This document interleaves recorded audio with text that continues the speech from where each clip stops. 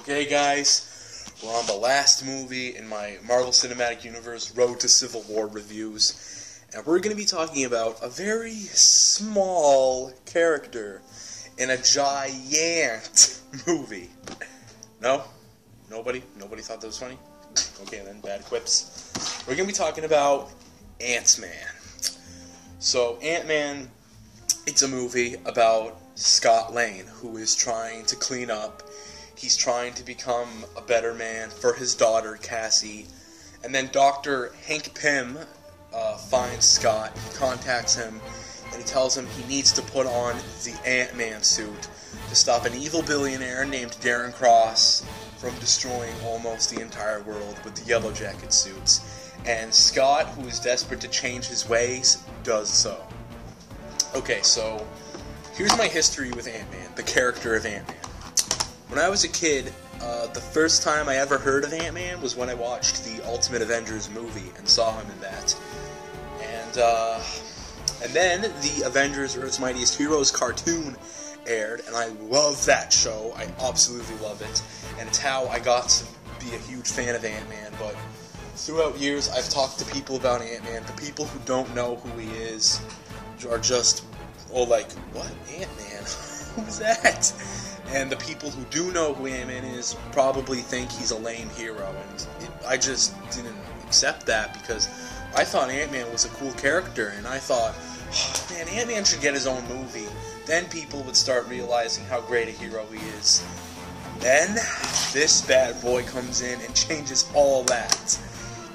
I never thought I would see such a strange but cool character like Ant-Man have his own movie, and now he has one. So let's talk about the cast.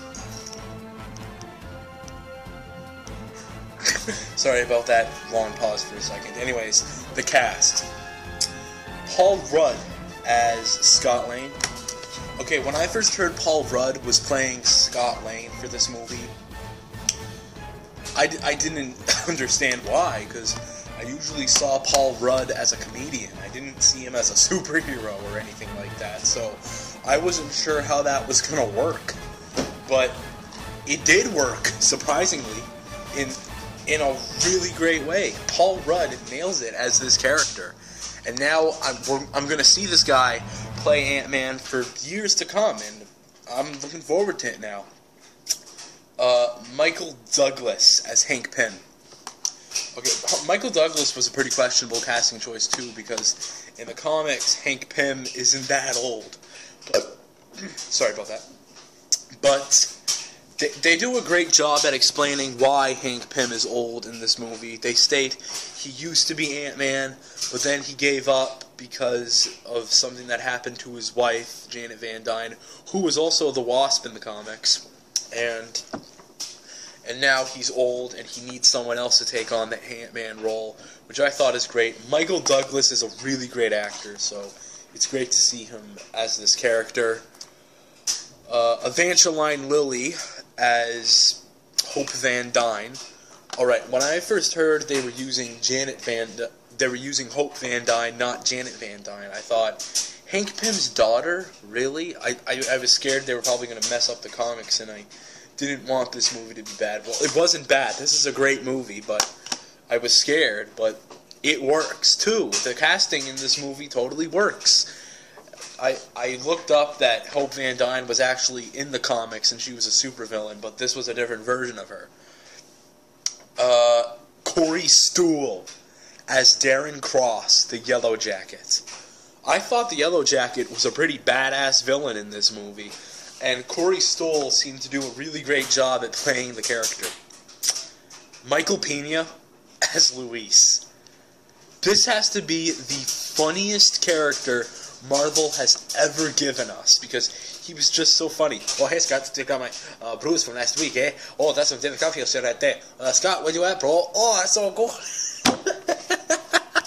It's weird how Marvel can take such a strange comic book story, a lesser-known comic book story, and make it into such an awesome movie like this. And the after-credits scene. I have to talk about the after-credits scene. Okay, the after-credits scene with the Wasp, which was setting up the Ant-Man sequel, was pretty cool.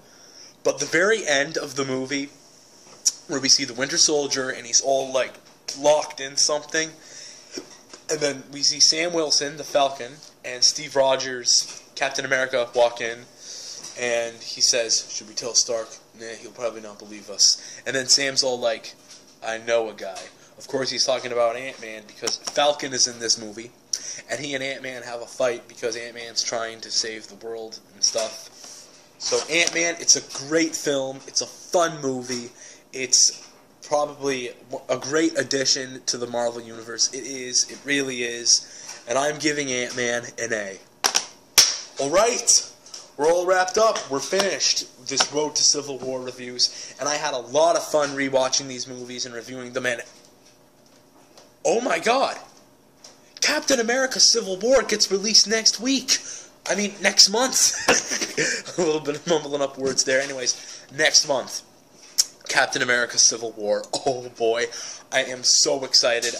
After watching all these movies, I'm really excited to see how all this plays off. All the characters we've seen from previous movies, all coming together, joining a side and fighting. It's going to be so great. I did a predictions video for Captain America Civil War early on in my YouTube channel. You can go check that out.